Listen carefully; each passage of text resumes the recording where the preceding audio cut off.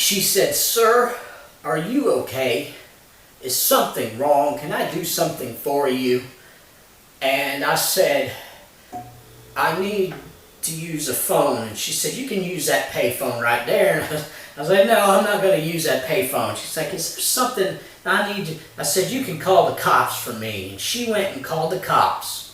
Okay?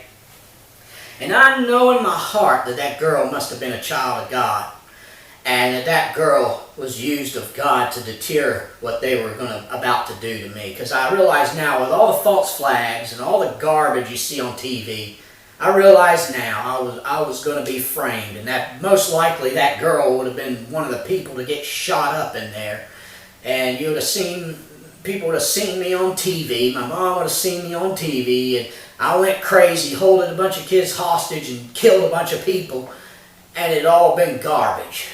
God didn't let that happen. And so then the cop comes. And he's like, "Well, sir, what do you want?" I was like, "Just get me out of here, you know." I was scared to tell him anything. It was my first instance with a law enforcement agent. And I got in the car, and then when I got in the car, he had put me in the front seat because I wasn't a threat. He put me in the front seat. He wasn't threatened by me. There was no threat at all. He put me in the front seat. I was a civilian. Hadn't done anything wrong. So, but when I said I just need to go somewhere, well, there was a hotel not far from there, in sight distance. And he's like, "Well, I'll take you here." And I looked up and I saw the men in black suits standing everywhere. And I said, "Well, sir," I said, "those men in black suits," and immediately he looked at every one of them and realized, oh my God, he knew what was going on. He stopped that car. He pulled me out, handcuffed me, threw me in the back. While I'm in the car, he radios and says, "I have the missing case. I found him." Okay, what case? I'm just a kid trying to hang out and have a good time, so I thought. Well, apparently I was a case of some sort. Okay? And this guy, he saw what was going. Immediately his eyes were open when I told him the men in suits. He saw them.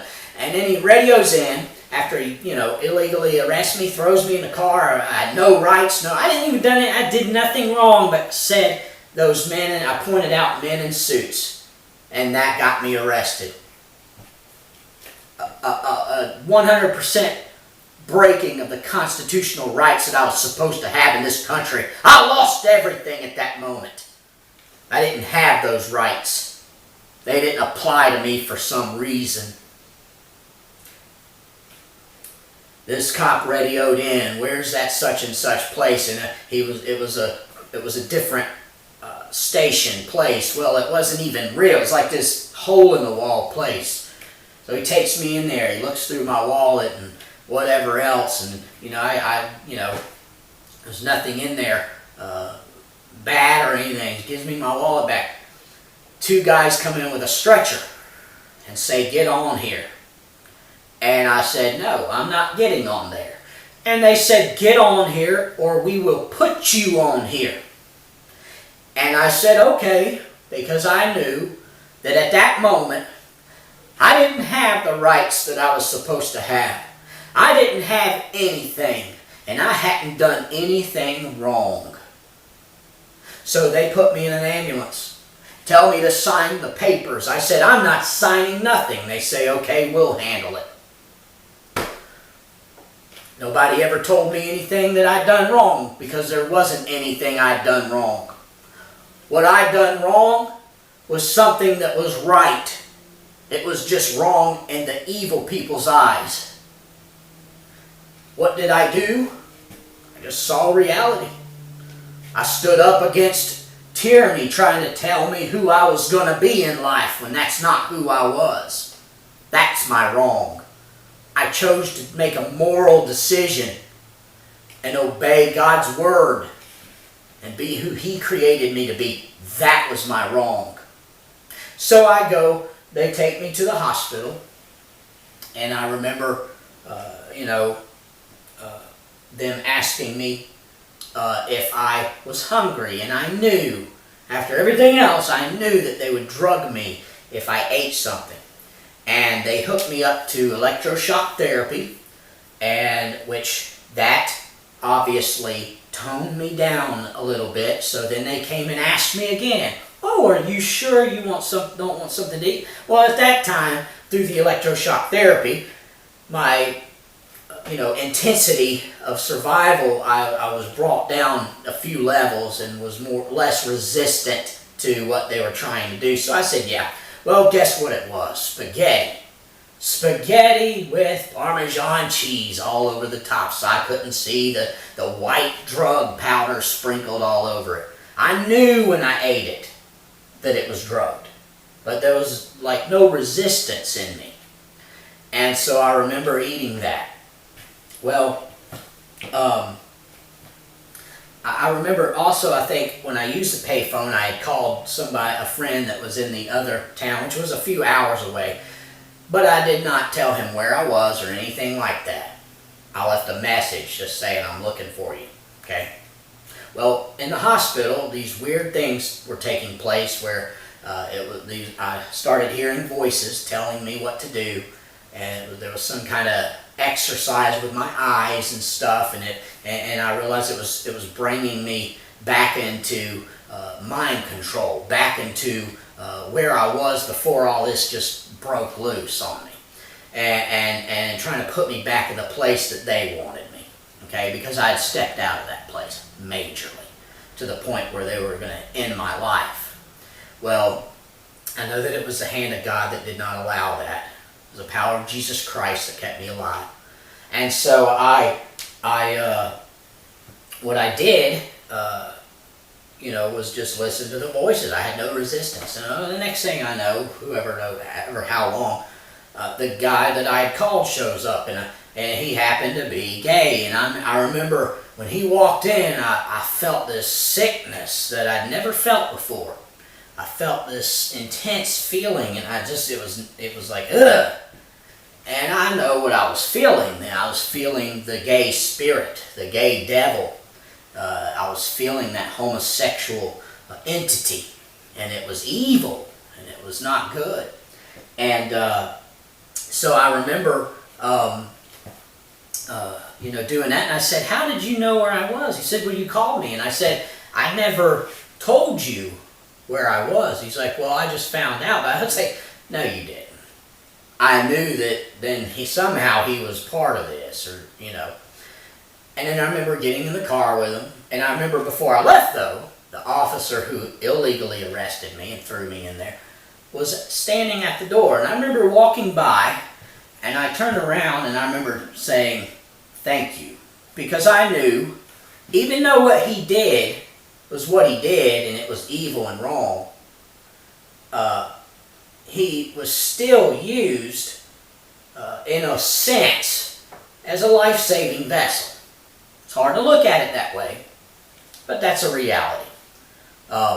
Even though what he did was wrong and ungodly and unholy. It kept me out of the hands of the higher elites that were trying to, annihilate me. So I remember getting in the car with these people. I remember going to Wendy's and knowing we ordered something. I remember knowing that it was going to be laced with something, and sure enough it was.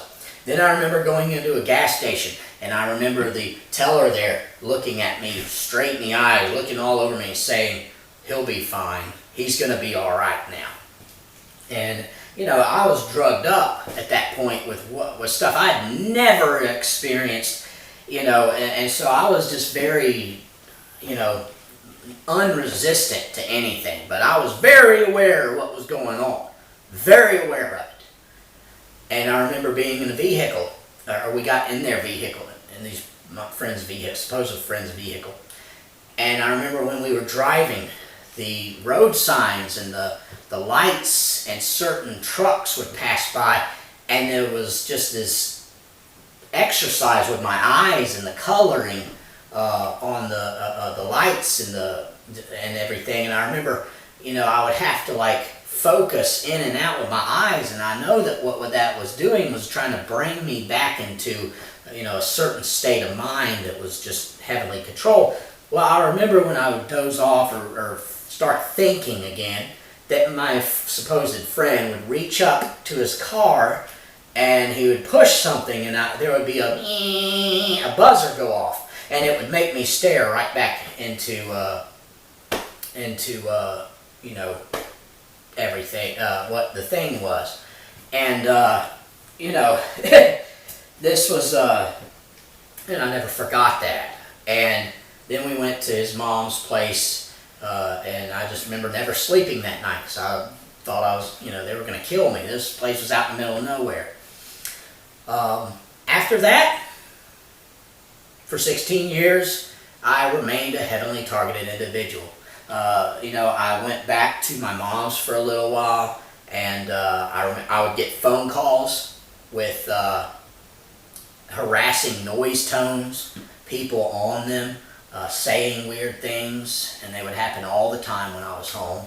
And they knew exactly when I was home and wherever I was. I remember going out to eat, and there would be just weird things taking place around me. There would either be men in suits just standing there like this or staring at me, or there would be men in suits and they'd have a book reading it upside down, while my mom's like on the other side of me, and they're sitting there like blah, blah, blah, blah, blah, mumbling with an upside down book, and all just scare tactics. And being the person that I guess I was, at one point I just had enough. And I remember going out by myself right after all this had happened, going out with my tent and sleeping bag and camping out one night by myself with my Bible as an act of that I'm not scared of you, and I'm going to face this. I'm going to face my death. I'm not going to run. And I remember going out, and I remember that whole night, cars would drive. There was a road down below where I was camping, and they would drive by and that long. And I pulled through it, and I just didn't put up with it as much as I could. I mean, I couldn't help what they were doing to me. And, that is what started my targeting. That is what started the spiral of what led to 16 years of just an enormous amount of chaos and oppression and harassment. I hope that some people can get some encouragement. Everybody, I've heard things, crazy things people have been through being targeted by, these elitists. And, it blows my mind that we could survive some of the things we've survived. And it's just the power of God. That's all it boils down to. It's the power of God. That's why it blows my mind. Because it's not something I can conceive. All that I've been through, all the attempts on my life, all the harassment, the mind control, all of the, dealing with, altars and everything else, all this stuff, I've only made it through Jesus Christ. Nobody else. So I hope this video has helped. Thank you.